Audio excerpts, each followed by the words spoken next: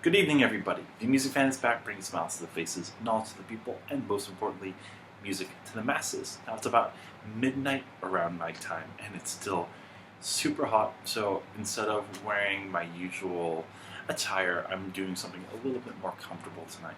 But you read that title right. Yes, after weeks of delays and broken promises, I am finally back with another episode of 5 Minute Theory, where I teach you something about music in 5 minutes or less. However, this one's probably going to be a little bit longer than 5 minutes. We are starting a new series on scales. And if you have watched the previous videos on intervals, thank you so much. That was our last topic. We went over notes and intervals and different ways of hearing those intervals in popular songs so that you can tune your ear. And now the next step, of course, is to learn all the scales, the fingerings on both guitar and piano, how these are built, as well as certain songs that are in these scales so that you can be able to pick them out. However, as I was wanting to do this, I took a step back for a second because I was thinking about how I taught my scales to all my students beforehand. And one thing that came up from a couple of students was, why is a major scale built the way it is? Why are certain sounds more appealing than others? Why do we say some things are consonant, some things are dissonant, when honestly with jazz that has changed a lot of our ideas of consonance and dissonance? And I didn't have a great answer to that other than, hey, that's just music.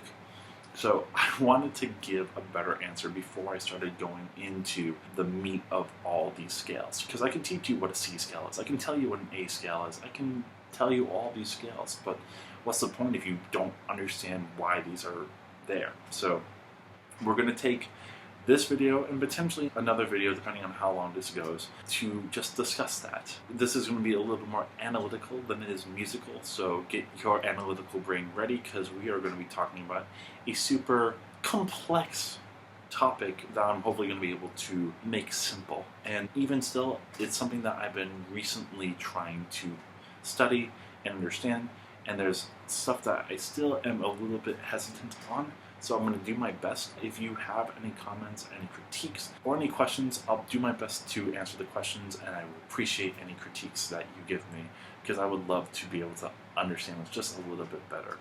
But yeah, I'm not going to do the timer today, because most likely this is going to go over 5 minutes. I don't want to put the pressure on me. So let's start. What we're going to be talking about tonight, in particular, are frequencies, hertz, harmonics, and overtones. So every pitch that we create, whether it's through instrument, through voice, through percussion, through anything, has a frequency. And that frequency has a wavelength. Depending on how fast that wavelength goes, it will determine the number of hertz, so it will determine the pitch of it, how high or low it is. So, for example, a very easy one to go with is A2, a pretty low A on our spectrum of octaves. It is the open A string on a guitar, right? 110 hertz, which means that every cycle that it does goes 110 hertz. Now, in a vacuum, that would be the only note that would be created. However, it's pretty difficult to make that vacuum because you would have to hit the frequency a certain way without causing chain reactions. But most of the time, that's what happens. So as a note is being played, there are harmonics or overtones above it. So the note itself, the 110 hertz, right? That is the fundamental, but there's also overtones. So the first overtone, as one cycle of the fundamental is happening, there would be 2 cycles of the first overtone. There would be 3 cycles of the second overtone. There would be 4 cycles of the third. There would be 5 cycles of the fourth, so on and so forth. However, these are also faster pitches, which means usually you don't hear them as much. And also because the fundamental is the utmost importance of this particular note, it's kind of hard to always hear those overtones. Usually it takes a little bit more of a place where resonancy is key. So for example, room like this, you're not going to hear a lot of the overtones. But if you are, say, in a chamber hall and you have a choir and they're all singing the same note, it's easier for you to be able to hear those overtones. Basically, think about it this way. As we have one whole thing, right? You can always split it up into seconds, thirds, fourths, fifths, sixths, so on and so forth, right? But as you're splitting those up, the distances between each one of them is going to be shorter and shorter. So, half, 50%, right? Third, you got 33 and a third. Fourth is 25, 5 is 20. You see it has, as you're going down, the distance between those particular parts is going to be shorter. Same thing with as we go up the Overtones series, you're going to realize that the space between these overtones are going to get shorter and shorter. Basically, that's how we start getting the notes of our scale. So to take that in depth, first off, usually people do this with the C scale because C is kind of where we build a lot of our theory on. And we will build a lot of our theory off of C.